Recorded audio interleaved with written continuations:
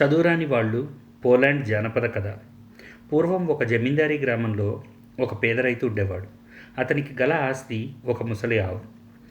అది పొలాల కంచెల వెంబడ గడ్డి మేసి పొట్ట పోసుకుంటూ ఉండేది. ఆ ఆవు ఒకసారి జమీందారు పొలం పక్కగా మేస్తూ ఉండగా పొలంలో మంచి నవనవలాడే మొలకలు కనిపించాయి. ఆ మొక్కలను తినాలని కోరిక ఆవుకు బలంగా కలిగింది. కొంచెం కొద్దిగా పడిపోయి ఉన్న చోట అది దూరి పొలంలో ప్రవేశించింది. అది చూసి జమీందారి గారి మనిషి దుడ్డుకర్ర పెట్టి ఒక దెబ్బ వేశాడు. అది ఒక దెబ్బకే ఆ ముసలి ఆవు చచ్చి ఊరుకున్నది. తమకున్న ఒక్క ఆవు పోయినందుకు రైతు తన భార్య చాలా విచారించారు. రైతు జమీందారు వద్దకు వెళ్ళి తన ఆవును చంపినందుకు పరిహారం ఇవ్వమని కోరాడు. నీకు పరిహారం కావాలా అంటూ జమీందారు తన నౌకరుల చేత రైతును 10 కొరడా దెబ్బలు కొట్టించాడు. రైతు తన ఇంటికి వచ్చి జరిగినదంతా భార్యకి చెప్పాడు. జమీందారు గారు మనకు అన్యాయం చేస్తుంటే రాజుగారి దగ్గర ఫిర్యాదు చేయటం తప్ప మనకి మరో మార్గం లేదు. రాజుగారు ధర్మాత్ముడు, అక్కడికి వెళ్తే మనకు ఆయన తప్పక న్యాయం చేస్తాడు అన్నది రైతు భార్య. కానీ ఫిర్యాదు తయారు చేసేదెట్లా? వాళ్ళిద్దరూ చదువురాని వాళ్ళు. అందుచేత వాళ్ళొక చెక్క పలకలు తయారు చేశారు. దాని మీద తమ గుడిసె బొమ్మ, జమీందారు గారి భవంతి, జమీందారు గారు చేను, దాని కంచె, అందులో శిథిలమైన భాగము, జమీందారు నౌకరు కొడితే ఆవు పడిపోయి ప్రాణాలు వదిలిన చోటు బొగ్గుతో గీశారు.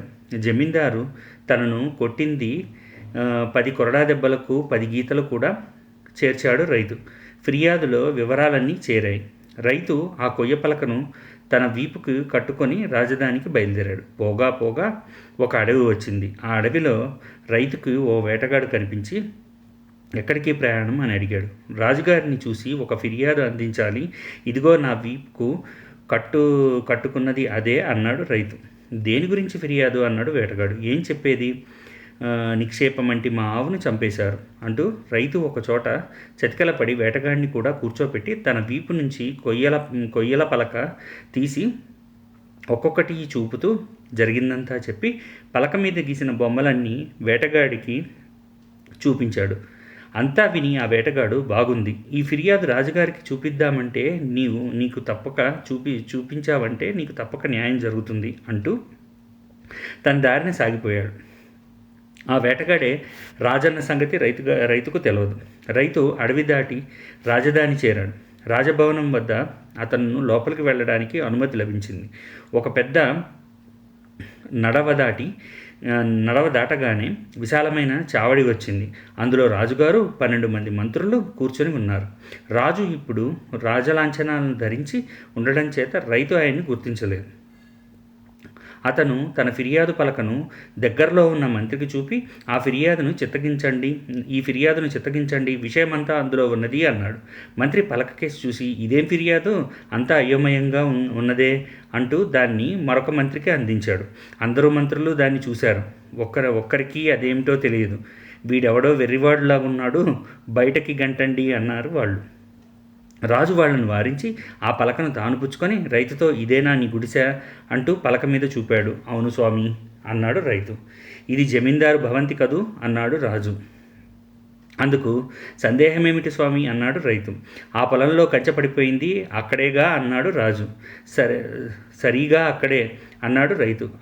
అందులో నుంచి నేను ఆవు పొలంలోకి జొరబడితే జమీందారు మనిషి కొట్టినప్పుడు అది అక్కడ పడి చచ్చింది.